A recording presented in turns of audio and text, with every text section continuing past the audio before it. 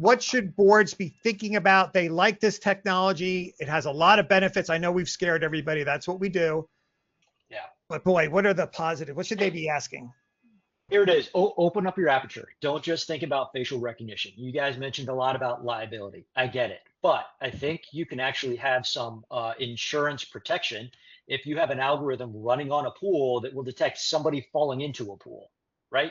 I think you can have some liability protection for getting notified if you have an exclusion area that you know is dangerous in your property, you don't want people going into, and you get alerted when people are in there. So I think it's both ways, right?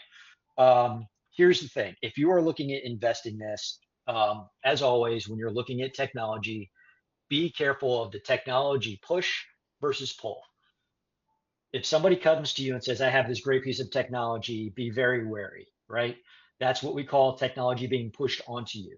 You want to pull tech to you, right? And that means you want to figure out your application. What do you want to do with it, right?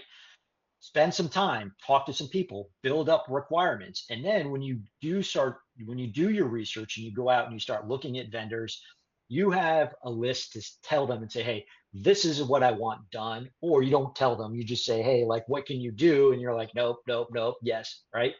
That kind of protects you against going down this rabbit hole of the latest and greatest technology. I already told you that the algorithm is the most important.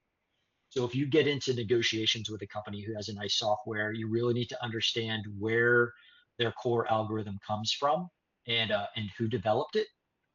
And then I think it was Sean that mentioned this, policy development. You have to have policy.